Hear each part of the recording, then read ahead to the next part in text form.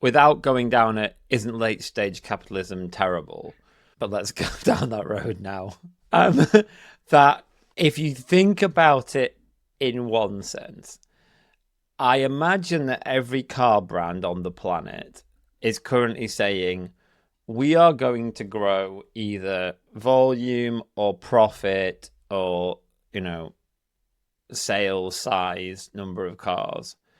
And yet you're butting up against market saturation in mature markets, new entrants, and the fact that maybe we are reaching the limits of what the planet will sustain. I mean, in terms of extraction as much as climate change. So extracting over 2 tons of shit for every car is not necessarily sustainable for a few million cars a year. Is that what it is? We're going to run out of shit. Yes. So if your goal is to go, yeah, but we're going to be better and we're going to grow our market share and we're going to make more money for you, dear shareholders, then you have to try to fill in the gap.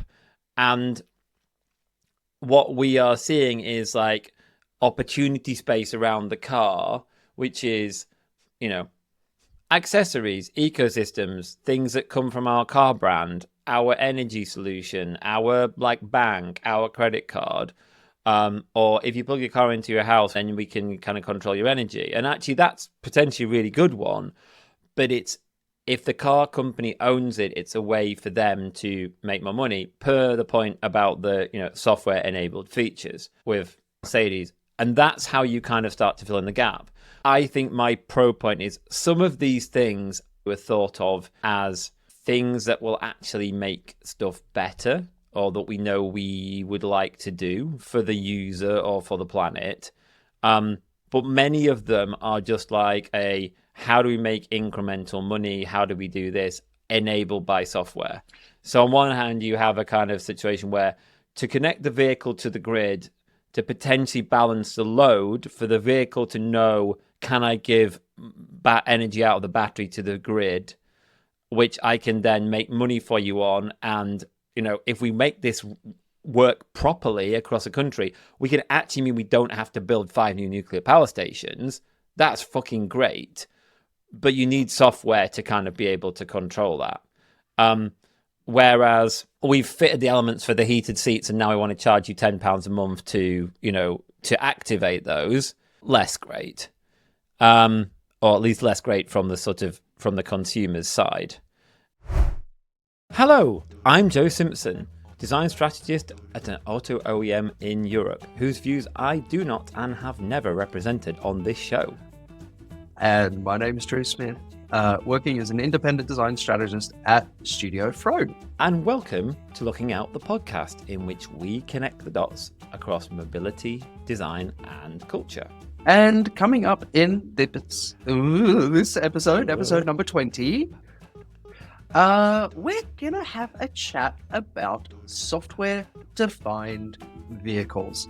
Now, this episode got off to a rolling start, but Joe just got into such an amazing flow that I didn't want to stop him. So, with that out of the way, let's get on with the show. I think the other thing that I then hit into with this was the question of sort of long-term durability and support, and how what I see SDVs framed as by people who talk about it is this idea that the car can improve day by day. So I think the counterpoint is what you said, where it's never done.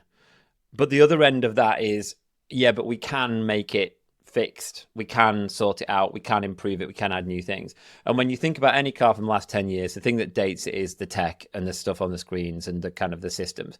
So being able to update that in theory is great because it makes the car have potentially longer term viability. It reduces its obsolescence. However, are car companies actually going to support cars for 10, 15, 20 years? Are you still really going to be managing software across X number of platforms 10, 15 years after you stop making that car? I don't think they can. Can. And then that flips it flips the equation on its head, where then you, rather than if you look after a mechanical object, it will last 20 years if you buy it from a quality brand, you potentially have a situation where it is obsolete or written off after 10 because, oh, whoops, we decided to, not support that software update anymore. Or to the point of, on a small scale, Spotify bricking its car thing for everybody this week. And you've held up examples, the Nissan one. Right. I think that's the kind of balance and the conversation that we need to be having, and that generally when we get excited about SDVs and we get excited about, generally the kind of connected vehicle, it's stuff that's quietly not talked about, but it will be an issue down the line. My contention, and for a bit of background for the listeners, the reason this has come up as a topic for discussion this week is I was recently invited by a chap called Kostas Silidas to present to the Design Society conference, which was happening in Croatia. Unfortunately, I did not go to Croatia. I presented late at night from this very studio in Sydney. It's a shame. Croatia's lovely at this time of year. I know. And I had all of about 2.5, 3 days to pull together a lecture for this group of learned academics and industry professionals. And the contention that I put to this crowd was that by calling these things software-defined vehicles, we end up focusing on the wrong thing. I have a very strong belief that language shapes our world. It shapes how we understand our world, just as much as we shape technology and then technology begins to shape us, right? So if we start defining products by a technology, as we do when we call something a software-defined vehicle, software is a kind of technology, then it's the software that ends up shaping us, if you follow my sort of slightly twisted logic. And the point that I wanted to make is that in focusing all of our creativity and intellectual heft on the creation of the concept of the software-defined vehicle, we're kind of forgetting who that vehicle ultimately needs to be in service of, which is the human. Us. Yeah. Right? Yeah. So I'm not saying that at a practical level, the software-defined vehicle is a net negative. I think, as you've articulated, there are positive things to come out of having vehicle architectures which, can be effectively kind of reconfigured or re-upped or reimagined over the life of a vehicle by pushing some code around. I think there's some great stuff that can come from that. But I think in so many of the use cases that we've seen so far, particularly where this software is surfaced and creates the or a large part of the human experience with the vehicle, the balance has been far too much in favor of the software and what the software can do versus what we as humans want and need from these products.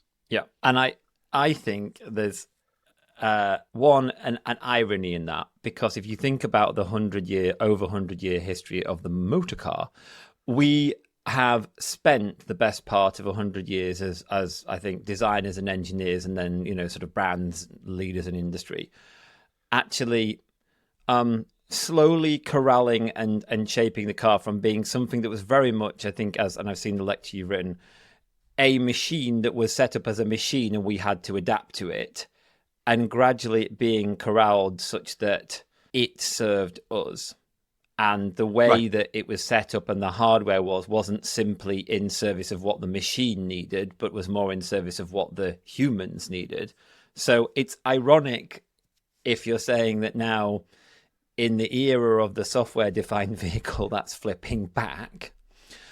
But I think the second and probably more important point here is that I think that the term is being used and bandied around a lot and is the subject of a lot of discussion at the moment, because I think for the legacy OEMs, the challenge has been they are fundamentally hardware integrators.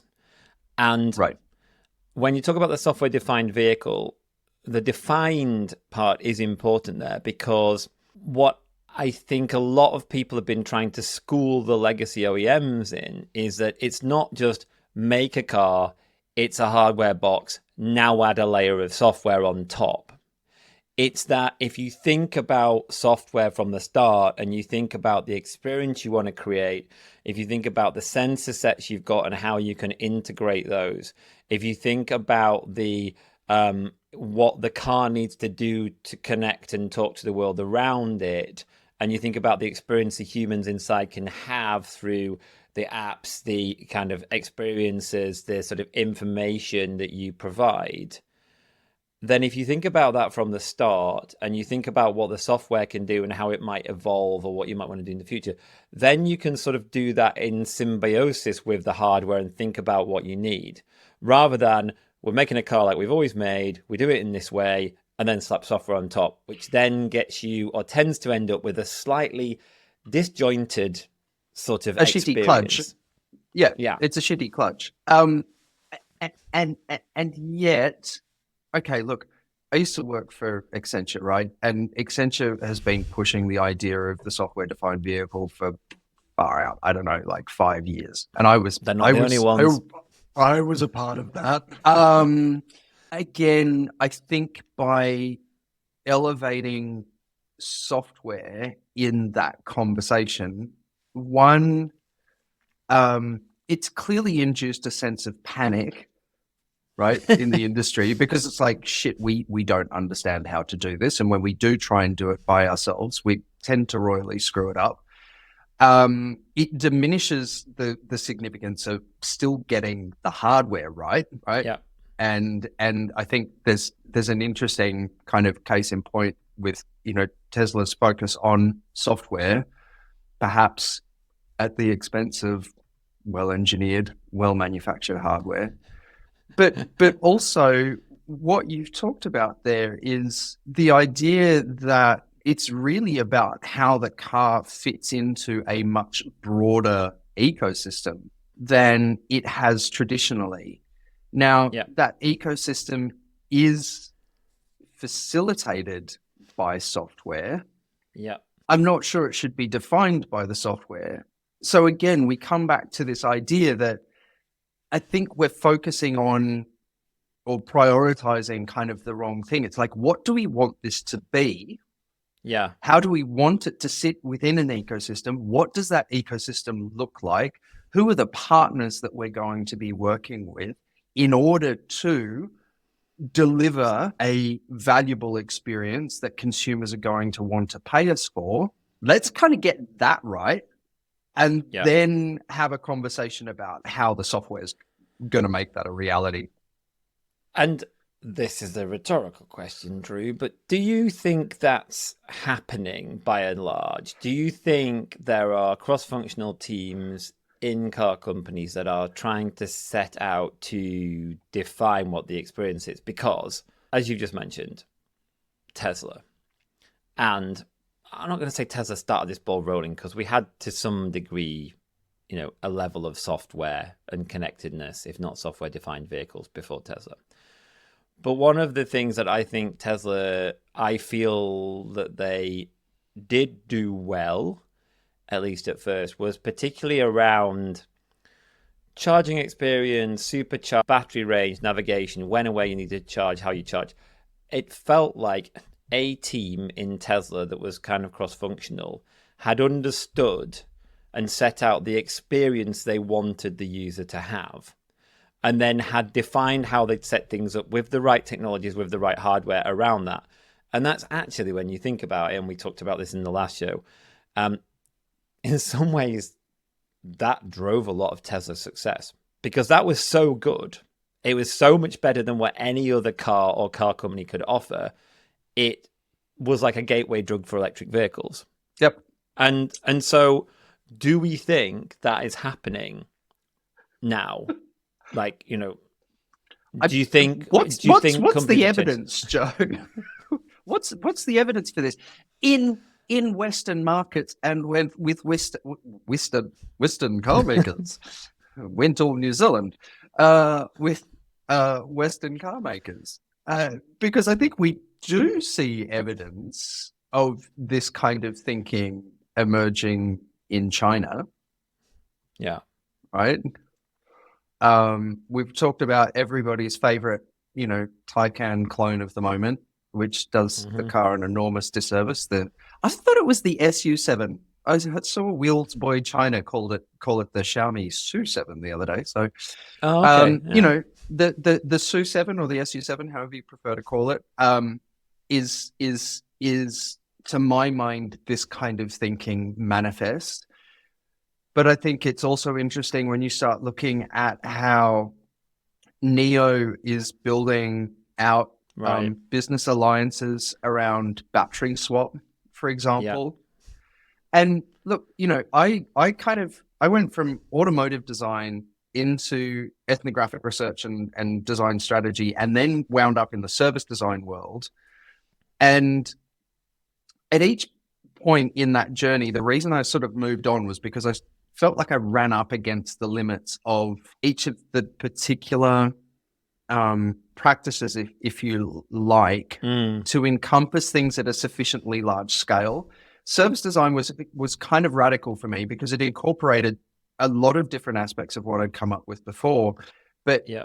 it wasn't until we started talking about systems design and thinking about how services and physical products sat within a broader ecosystem that I was like, oh, this is the level at which we need to be thinking if Yeah. we truly want to reimagine the role of the car Right. going But forward. here, yes, and yet here I think is the tear, I suppose, the for Ow. OEMs. Well, so sorry, they Stings like a fisher in my ass. weird vibe tonight. There is, I think, an understanding and a knowledge in many OEMs. I mean, we've heard them say it. It's like, oh, and and your Mercedes world, and then you're gonna be like, Mercedes, your car, and your Mercedes house, and your Mercedes phone, and you're just like, oh, fuck off. It's like, It's going to be no, like living your life in because Second Life a la Mercedes. hopefully not with the kind of Gordon Wagner sort of 3D Gordy hologram. sweatpants. Yeah. So, but my point is, I think there's an understanding. It's like, oh yes, when you talk about sort of energy, and when you talk about mobile apps and OS, and when you talk about sort of charging, and when you talk about like payments to like at a gas station or to a shop, you could have it all sort of integrated, and it could all be like in your car, and it could all come from us, the OEM, and we provide your sort of life But ecosystem. there's the problem, Joe. And but this is, and then it comes back to the whole it thing all of like, comes from us. No, it doesn't, because you are exactly not experts. in You that. suck at that. Like, It's go like- and find it's like people Kia- to work with. Kia, for all their brilliance, like that PRV thing they did at whatever it's called at CES, thinking they could CES. reinvent the entire like world container and pallet system to fit their image. It's like, no, that's not how it works. Right. And it's like, so I feel that this is about, to some extent, rethinking how we do things. And how do we work in collaboration to glue these things together and provide a seamless, great experience, but where it's not all within the OEM's walled garden. And to kind of second point on that, there's a great podcast around SDVs this week, Driving with Dunn by Michael Dunn. He has a guy, and I forget his name, but he's from QNX. And there's a lot of talk on that podcast. It's really worth a listen, about how right now the auto industry has tried to move from doing none of this itself to in-housing it all. And what they talk about is why you want to bother with the underwear of software. It's like, why need to own it all? Why need to do all the plumbing? Why need to do everything in-house when that doesn't necessarily deliver value to the user, and it's hard? So the question is, where are you going to actually make a real difference to your user that you can really add value and excel?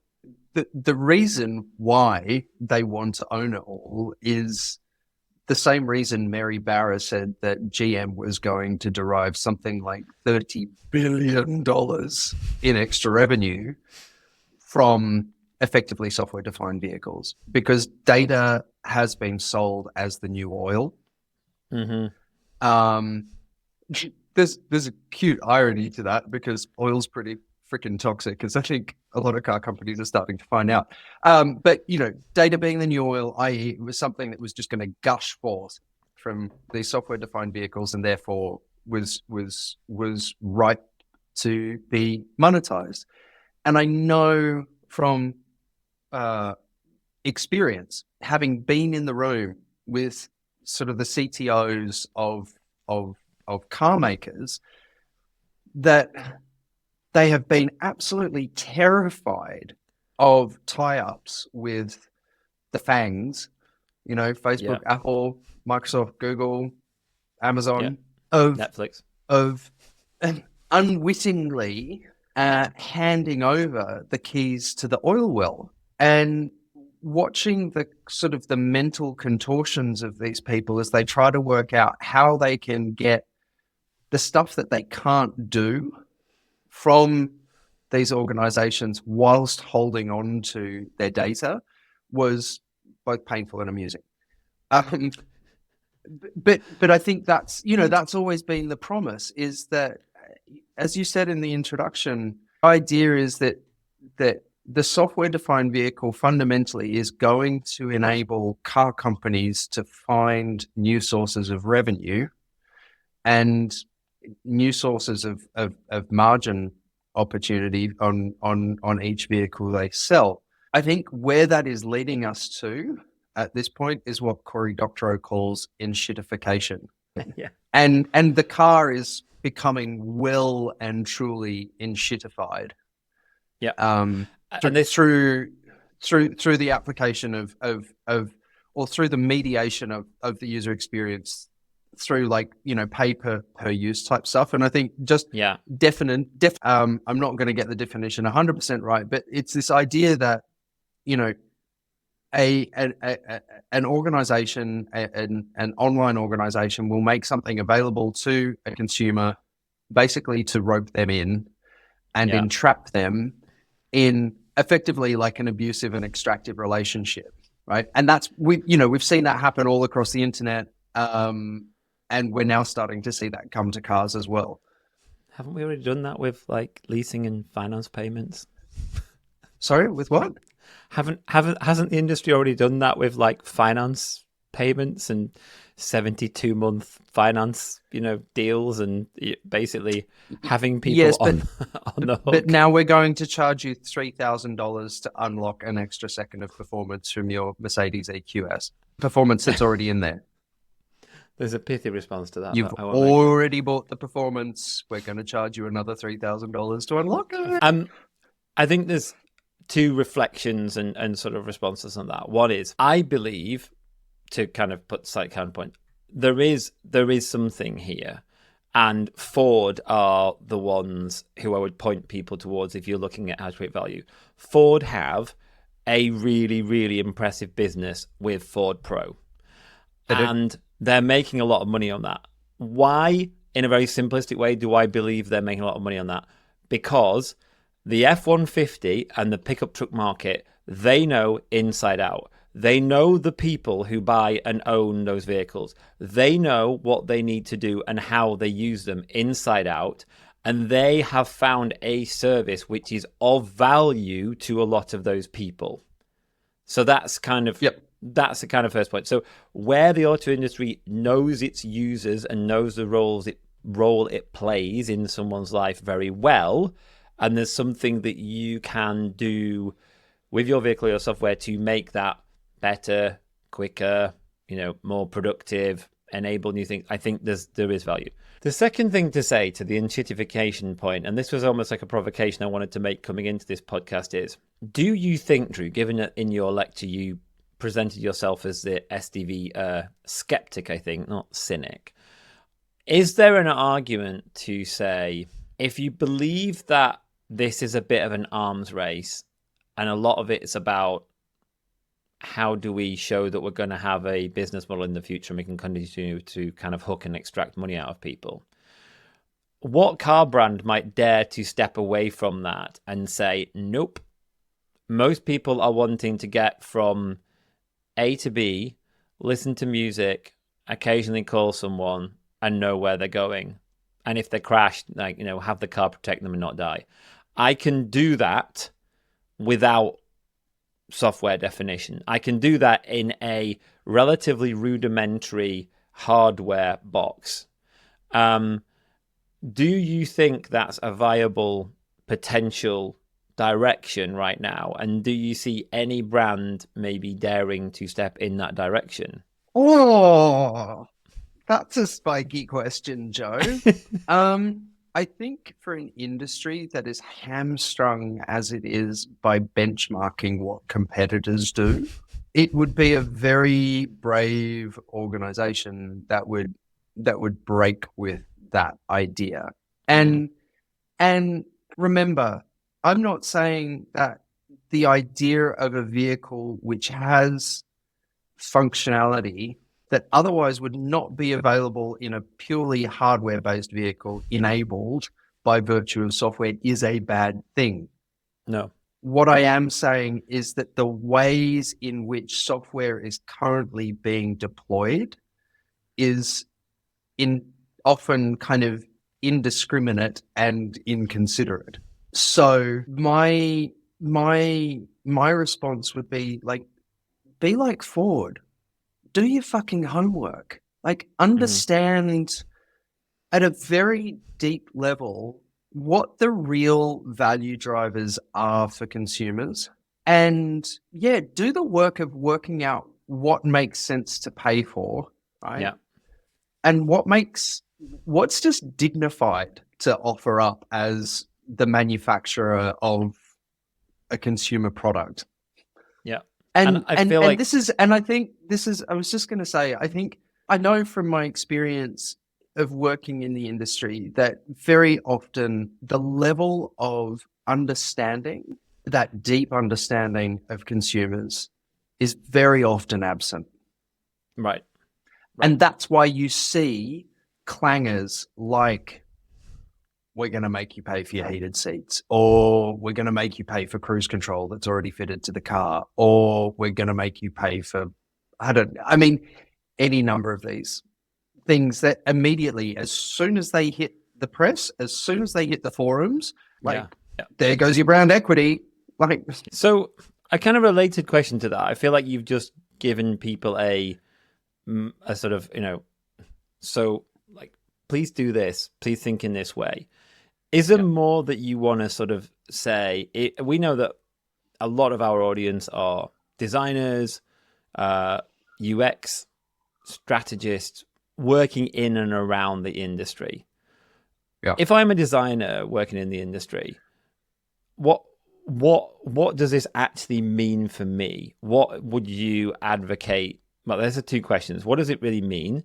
But also, what do you advocate people do? Because I think I would go out there on not much of a limb and say that most people listening to this are going, yes, right, we do need to really understand that. And we really need to push that in our organization. Like, I get that. Two questions, sort of how, but then also, anything else? There's an image that I keep coming back to that was published on LinkedIn by Erica Hall, and I'm going to cut it in to the video version of this podcast. But there are those monstrous fish that live in the deep dark, and they've got massive jaws, right? Yeah. And you're just like, holy shit, what's that? And then sprouting from their forehead, they have a little light bulb, right? Yeah. And Erica's kind of labeled the massive body of the fish the business model, and the little shining light UX, right? And she just kind of posts this occasionally, and she's like, for every UX designer who comes to me sort of wanting to improve the situation in the organization, she's like, she taps on the business model part. I am not here to suggest that people run themselves into the ground trying to run against the underlying incentives of the business that they work for. I've done that. It was disastrous. So it didn't do you well, really, did it? I burnt out catastrophically. So first of all, I would say develop some situational awareness about the type of organization that you're working for and whether what sits at the heart of what drives it is genuinely wanting to, make a positive difference in terms of, the consumer's experience of driving and kind of communities more broadly, right? Yeah. And if it's not, then well, it's kind of a busted flush. Sorry, Yeah. because you're never going to fight against the inertia of the organization.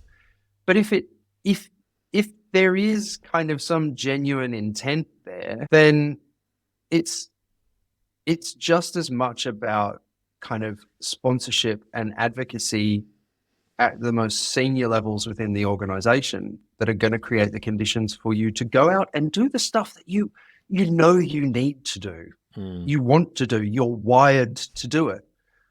Yeah. But it's the conditions that need to be created in order for you to be able to do that. Yeah. And I think to your point about Ford, it's about maybe not framing this in the way that's like, it's bad, we're shouting at the moon, we're Luddites.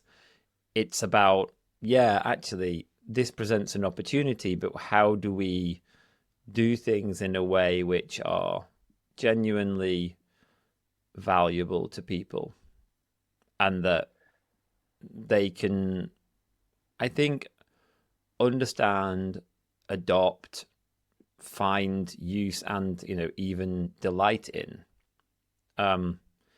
Because there are cases within this stuff that are fantastic, actually. Sure. Some of the things that it can allow are genuinely really delightful and actually kind of game changing. You lose your key and you've got an app and you can still open and potentially drive your car. That's 100%. That's transformative. And look, I think when I talk about like go out and do your freaking homework, I think that there's a responsibility that sits on the level of at the level of the organization, right? It has to want to become a learning organization. It has to want to become a porous organization, to kind of let the outside in. And I've written about this fairly extensively over the years.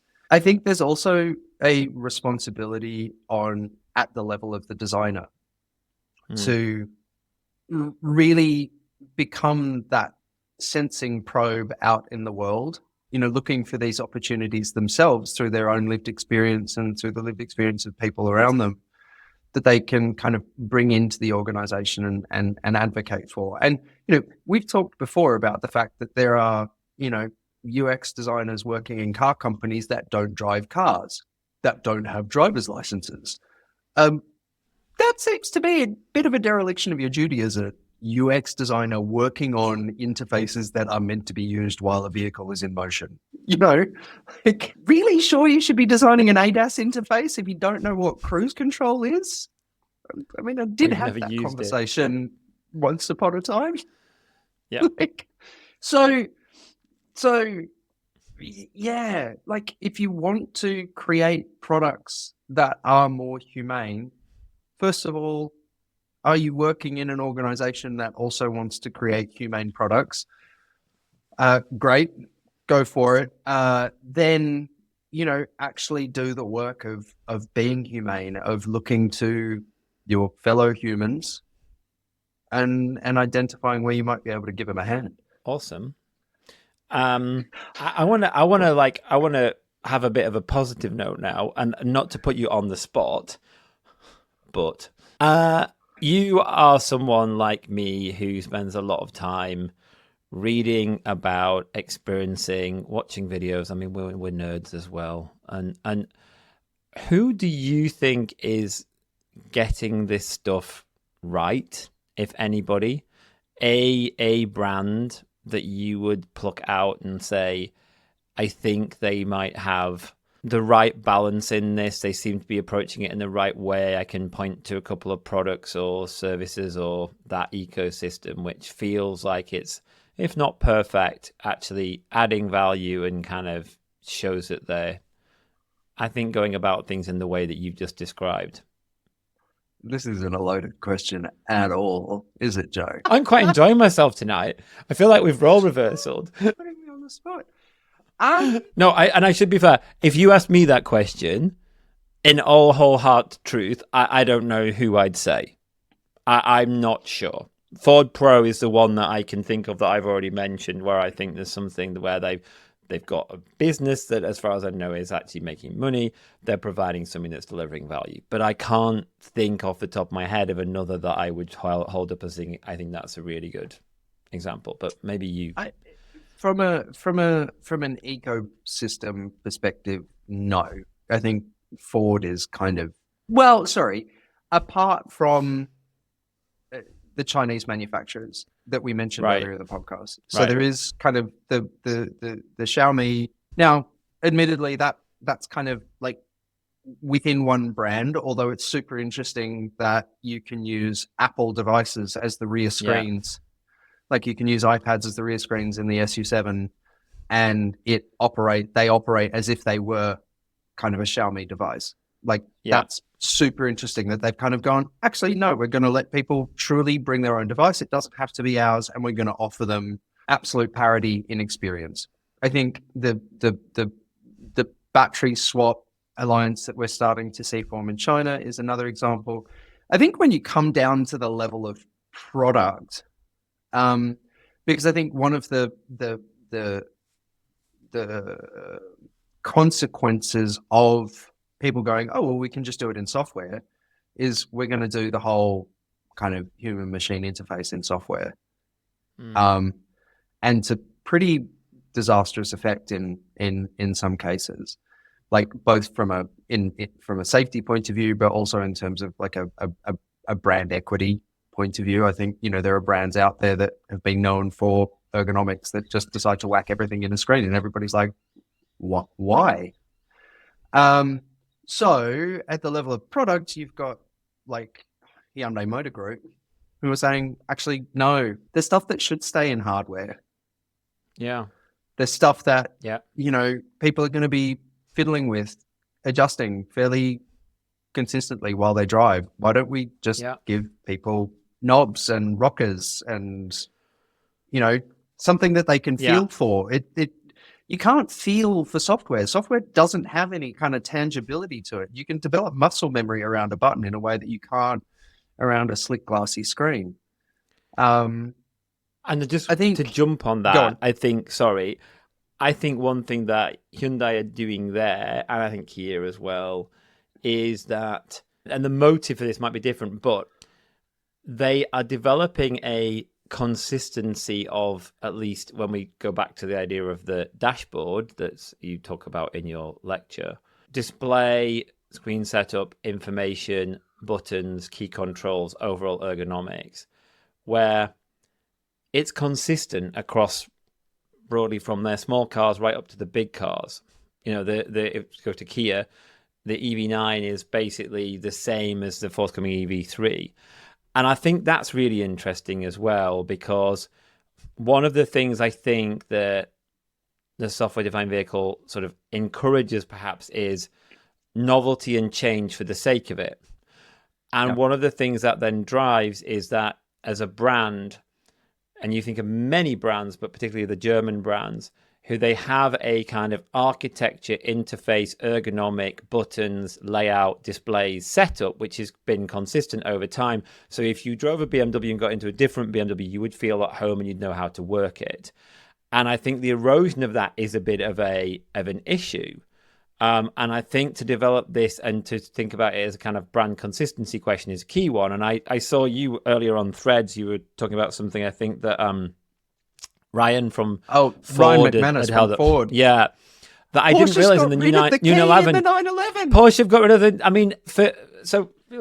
for generations, the 911 key is in sort of like the opposite side of the dashboard. You shove it in sort of perpendicular to the thing and there's a twist. And it's a 911 signifier. It's a 911 interface point that reminds you every time you start the car that you've bought a Porsche and that you bought a 911. And now they've just done away with that and there's just a start button.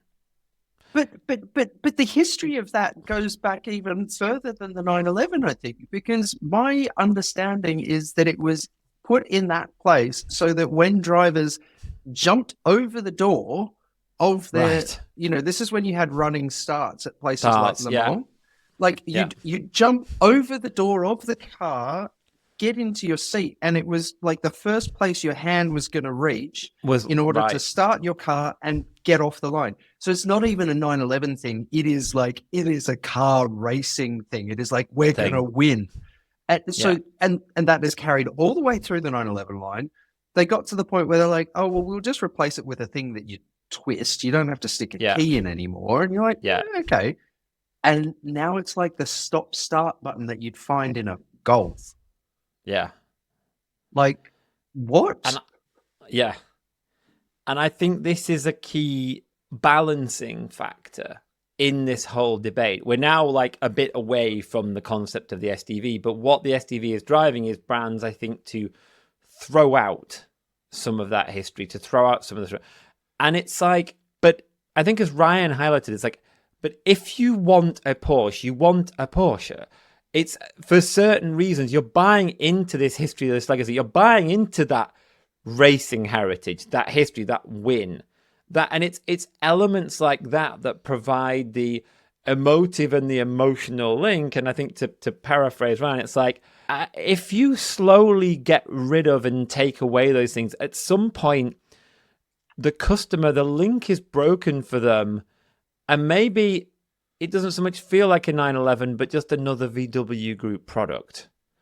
Yeah. And I think one of the things that, to the people I've met and talked to, maybe not including yourself, but who pushed the software-defined vehicle, this sort of thing is a little bit alien to them.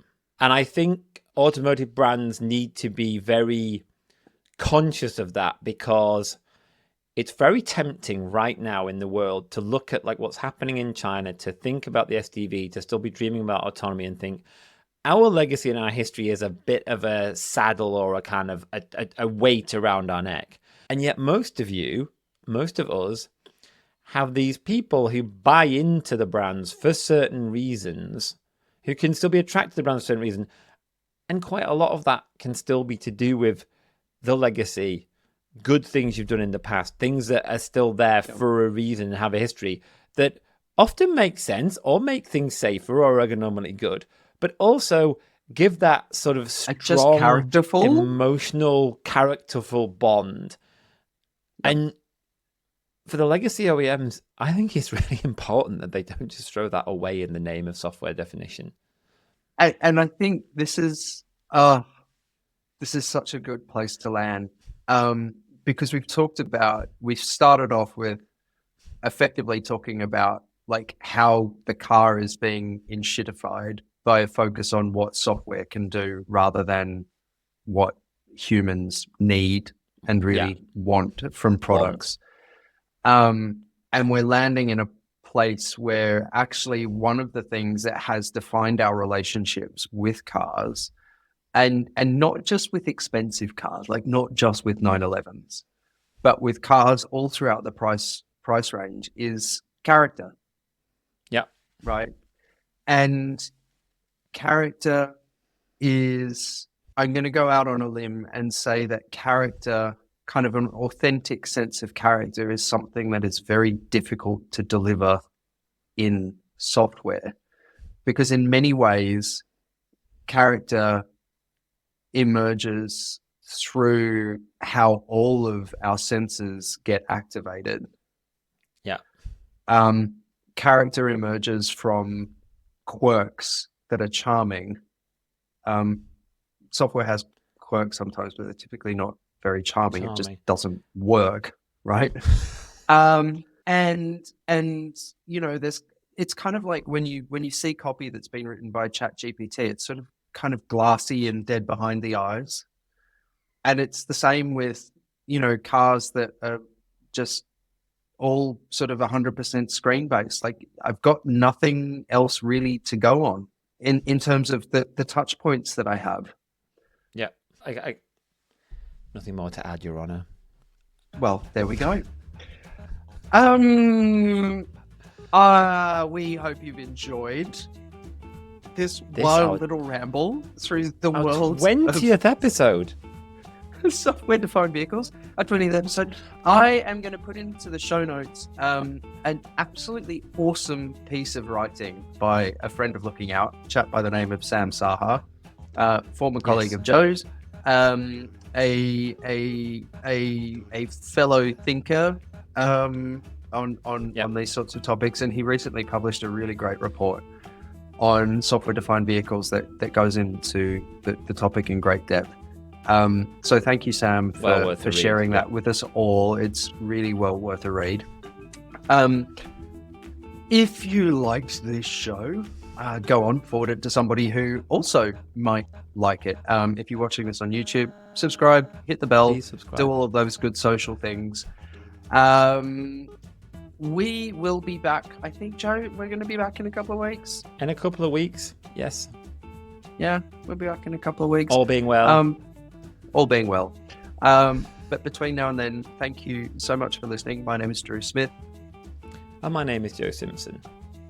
And you've been listening to Looking Out the Podcast. Bye-bye. I wabbed these notes down as a kind of... Wabbed. So you've sunk and you've wabbed. Wabbed. I mean, come on. It's late Wednesday, early Thursday.